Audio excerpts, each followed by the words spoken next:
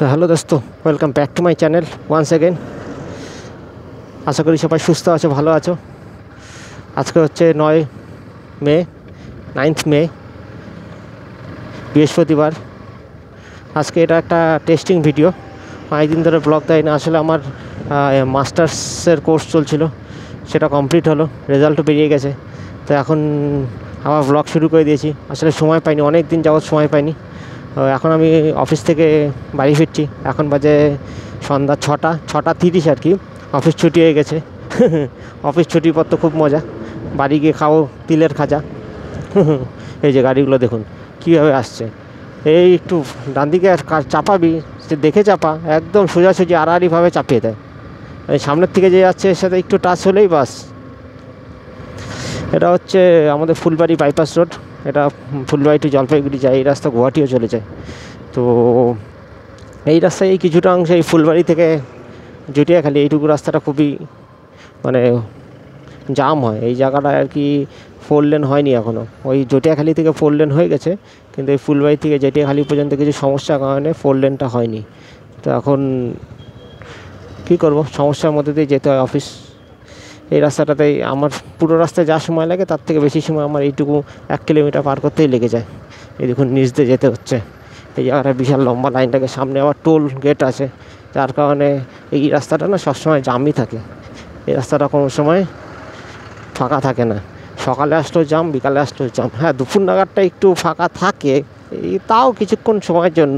কোনো সময় ফাঁকা, কোনো সময় ভিড়, এইভাবেই চলতে থাকে। আর কি, চলে যাচ্ছে। তো চলো চলা যাক। বাইরের দিকে যাচ্ছি এখন। আজকে এটা তো আগেই বললাম টেস্টিং ভিডিও, টেস্ট করে দেখছি কীরকম হয় না হয়।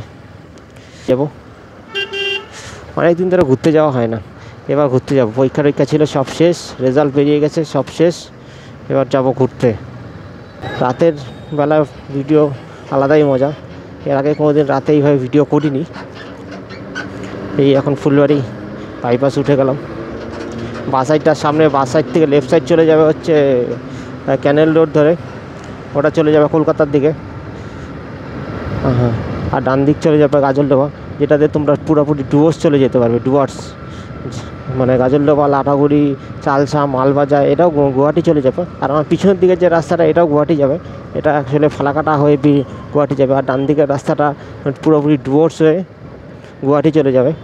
একটা ফোনও নিলাম আমার দিদির জন্য, স্যামসাং A14। তোমরা সবাই কমেন্ট করে বলবে ফোনটা কেমন। কারণ কি ফোনটা আমি ফ্লিপকার্ট থেকে নিয়েছি, আশা করছি ভালোই হবে। কেন কি রিভিউ তো সব ভালোই দেখলাম।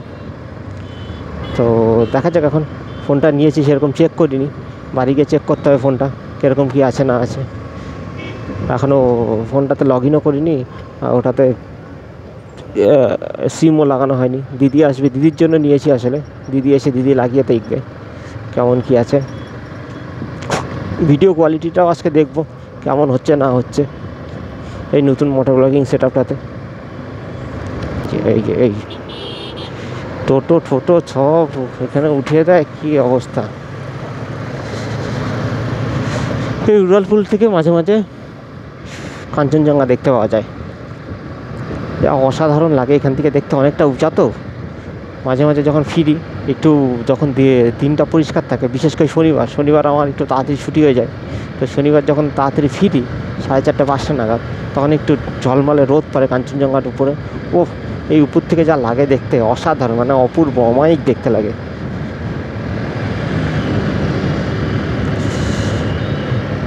আর টোটোগুলো যেভাবে চলে, ওরা ওভারটেক করার জন্য এত লাফালাফি করতে থাকে, মানে আর কি বলবো। আর টোটো তো চলবেই, সেটা তো কোনো ব্যাপার না, কিন্তু কিছু কিছু জায়গায় না রিস্কি হয়ে যায়। সে উড়ালপুলে টোটো রিস্কি হয়ে যায়। অনেক সময় এরা এরকমভাবে ক্রসিং করে বা ওভারটেক করে, মানে প্যাসেঞ্জার তোলার জন্য খুবই রিস্কি। ওরা ভাবে না যে পিছনে যে 2টা প্যাসেঞ্জার বসে আছে তার কী হবে যদি উল্টে যায়। যাই হোক, এই যে দেখুন, এটা রেড সিগন্যাল। আজকে হয়তো আমি গ্রিন সিগন্যাল পেয়ে যাবো। দেখুন রেড সিগন্যাল আছে, গ্রিন সিগন্যাল পেয়ে যাবো, এখনই পেয়ে যাবো। হ্যাঁ। এবার আমি রাইট টার্ন নিয়ে নেবো বাড়ির দিকে। বাড়ি আসলে এনজিপির দিকে যাব। রাইট টার্ন মানে এদিকে রাইট টার্ন এনজিপি চলে যায়, আমি চলে যাব এনজিপির দিকে, এনজিপি হয়ে চলে যাব বাড়ি।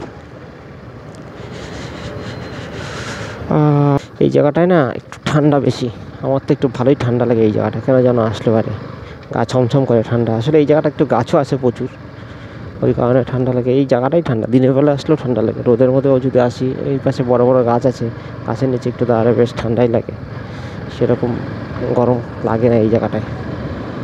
এই অ্যাকচুয়ালি লেফট সাইডটাতে রেলওয়ে কোয়ার্টার আছে সব, রাইট সাইডেও কিছু কোয়ার্টার আছে, সামনে এনজিপি স্টেশন তো সব থাকে এখানে, কোয়ার্টারগুলো এখানেই আছে। जय हनुमान जय शनि महाराज, जय हनुमान जय शनि महाराज, जय हनुमान जय शनि महाराज। ये देखो लेफ्ट साइड में थाना है और उसके बाहर में इतना सारा गाड़ी पड़ा हुआ है, सब कबाड़ी बना दिया। ये सब गाड़ियों का क्या होगा पता जाने, भगवान जाने कितना सब गाड़ी। देखिए गाड़ी के ऊपर गाड़ी, अरे बाप रे, ये एम्बुलेंस का सायरन सुनने ही ना डर लगता है। अरे बाप,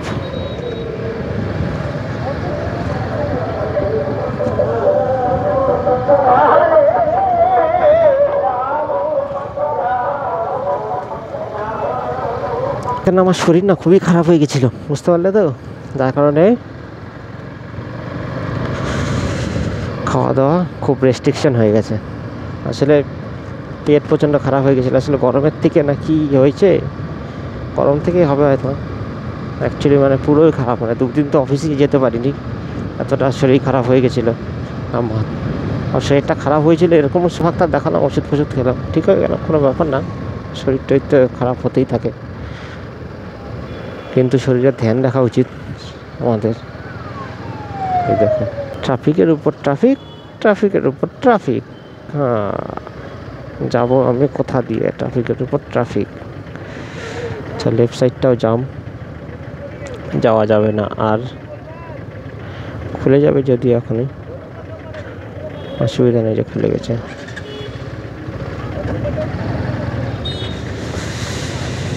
ইয়ামাহা জেডার, ইয়ামাহা জেডার, এই গাড়িটা খুব ভালো লাগতো, দেখে মনে হতো খুব স্ট্রং সামনের স্কুটিটা। একবার ভেবেছিলাম নিয়েও নেব, তারপরে নিলাম না, 125 সিসি তো ওই কারণে। তবে 150 সিসির 155 সিসির একটা গাড়ি বের করেছে ইয়ামাহা অ্যারক্স, ওটাও শুনেছি খুব ভালো গাড়ি, কিন্তু দামটা অনেকটাই কস্টলি, মানে 150 সিসি বাইকের যা দাম তার থেকে অনেকটাই বেশি আর কি, 1,80,000 অ্যারাউন্ড সামথিং, যেখানে এফজেডের দাম 1,40,000 বেশি। যেন গাড়িটা এখনও সেরকমভাবে চলছে না মার্কেটে, খুব কম লোকের কাছে দেখছে। আর তার মধ্যে একটা নেগেটিভ কী আছে, গাড়িটার ট্যাঙ্ক ক্যাপাসিটি, গাড়িটা খুব ভালো, টায়ার ফায়ার বড় করেছে, গাড়িটা লং ট্যুরের জন্য ভালো আছে, লং ট্যুর করা যাবে, কিন্তু ট্যাঙ্ক ক্যাপাসিটি খুবই কম দিয়ে ফেলেছে, যার কারণে গাড়িটা আসলে সেটাই হয়তো একটা মেন রিজন। দামটা তো অতটা ফ্যাক্টর কার না, কারণ যার যেটা গাড়ি পছন্দ হয় সে সেটা কিনবেই, কেউ আটকাতে পারবে না। কিন্তু কি ব্যাপার হচ্ছে ট্যাঙ্ক ক্যাপাসিটি, এখন যদি একটা গাড়িতে 5 লিটার ট্যাঙ্ক ক্যাপাসিটি থাকে, 5.5 লিটার ট্যাঙ্ক ক্যাপাসিটি থাকে, সেই গাড়িটা কে নেবে? 5 লিটার পর 5 লিটার ট্যাঙ্ক ক্যাপাসিটি মানে 3 লিটার 3.5 লিটার শেষ হওয়ার পর আবার তেল ভরবো, 3 লিটার যেতে ওই গাড়ি 3 লিটারে কত 150 কিলোমিটার যাবে খুব বেশি হলে, 150 কিলোমিটার চলার পর আবার তেল ভরো। এখন যদি তুমি একটা লং রাইডে যাচ্ছ, 300 কিলোমিটার রাইডে যাচ্ছ, প্রতি 150 কিলোমিটার পর পর তেল ভরতে হবে তোমাকে, বা 500 কিলোমিটার রাইডে যাচ্ছ, 500 কিলোমিটার রাইডে যেতে তোমাকে 2-3 বার তেল ভরতে হবে, তাহলে কেমন না? এবার তুমি যদি লংয়ে যাও, পাহাড়ে যাও, সেখানে পেট্রোল পাম্প পাবে না, আর তোমাকে তেমন হিউজ পরিমাণ পেট্রোল ক্যারি করতে হবে, তাই না? অ্যাটলিস্ট 8 লিটার ট্যাঙ্কি দরকার ছিল, 300-400 কিলোমিটার, 350 কিলোমিটার, 400 কিলোমিটার গাড়ি চলবে, 5 লিটারের ট্যাঙ্কিতে তো খুবই সমস্যা না। ওই গাড়িতে আমি যতদূর জানি 5 কি 5.5 লিটারেরই ট্যাঙ্কি আছে। যাই হোক, এখন তো আরও নতুন নতুন গাড়ি আসবে শুনেছি, আমার আরেকটা গাড়ি আসবে, তারপর হন্ডার গাড়ি আসবে, দিন দিন আরও আপডেট হবে, কারণ লোক এখন চাচ্ছে যত ইজি ওয়ে, ঠিক আছে না? স্কুটিটা অ্যাকচুয়ালি কী হয়, স্কুটিটা অ্যাকচুয়ালি অনেক লোকের জন্য ইজি হয়, বাইকটা অনেকের জন্য ইজি হয় না, স্কুটিটা ইজি হয়, ওই কারণে স্কুটিটা অনেকে প্রেফার করে, বাইক প্রেফার করে না।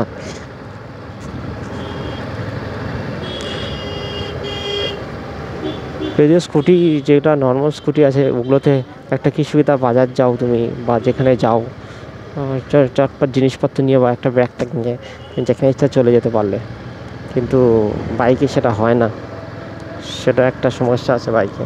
স্কুটিতে সেটা হয়ে যায়।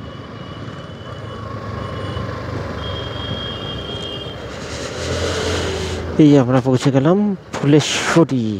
আসলে পৌঁছায়নি, ঢুকছি আর কি। ফুলেশ্বরী পৌঁছে যাব। ফুলেশ্বরী থেকে তারপর আমাকে আবার রেল লাইনটা পার করে রাইট সাইড যেতে হবে। রাইট সাইড গিয়ে তারপরে যেতে হবে বাড়ি। এখন অনেকটা দূর, দিল্লি আবি দূর হে বাবু, দিল্লি আবি দূর হে। ধর্মই ধর্ম, সেটা করে যেতেই হবে বস। কাজ করো, কিন্তু সাথে ঘুরতে যাওয়া ভালো না, কেউ ঘুরতে যেতে হবে। এই চলে এলাম ফুলেশ্বরী, রাইট নিয়ে নেবো, রেল লাইনটা পার করে নেবো। এই টোটো কোন দিকে যাবি? এই টোটো কোন দিকে যাবি?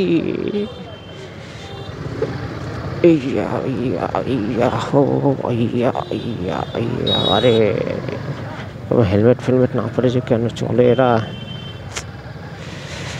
নাকি আমি একবার বুঝেছি, একবার আমার অ্যাক্সিডেন্ট হয়েছিল কিছুদিন আগে। অ্যাকচুয়ালি আমার সব থেকে খারাপ ব্যাপার কী ছিল, আমি মাকে নিয়েছিলাম। আসলে গাড়িটা কিছুই না, দাঁড়িয়েছিলাম, সাইডে দাঁড়িয়েছিলাম, আমার পাটা ডিসব্যালেন্স হয়ে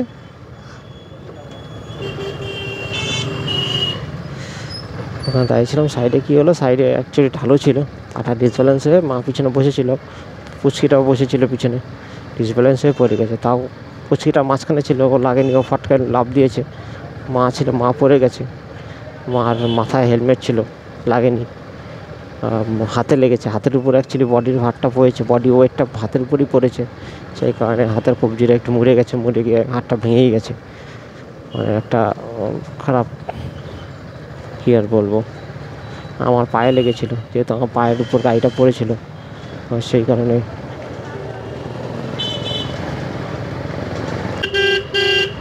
দুই সাইড থেকে গাড়ি চলে আসবে, হর্ন মারতে মারতে চলো।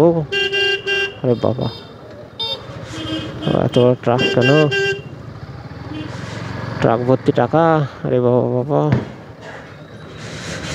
পয়সা হি পয়সা, পয়সা হি পয়সা। এগুলো দেখি প্রথম প্রথম খুব টাইট থাকে, ফিটিং খুব ভালো থাকে, পরে তো এরকম ঢিলা হয় মনে হয় মাথায় হিলালে হেলমেট উড়ে চলে যাবে। এই রাস্তাটা হবে, পাথর টাথর ফেলে রেখেছে, হবে হবে ভাব, কবে যে হয়।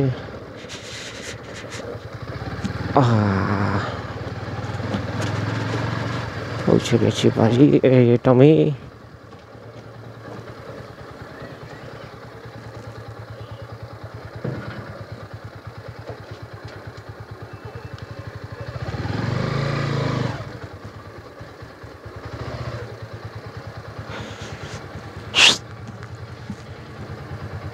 কে রে?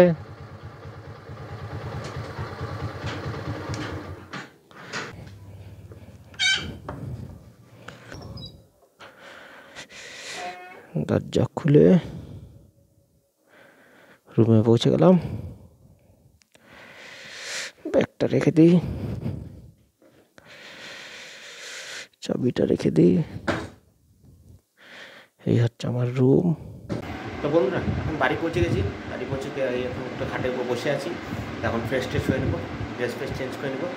আর হ্যাঁ, ভিডিওটা তোমাদের কেমন লাগলো সেটা জানিও। আর ভিডিওটাতে লাইক, কমেন্ট আর সাবস্ক্রাইব করতে যেন না ভুলবে। Thank you, thanks for watching this video.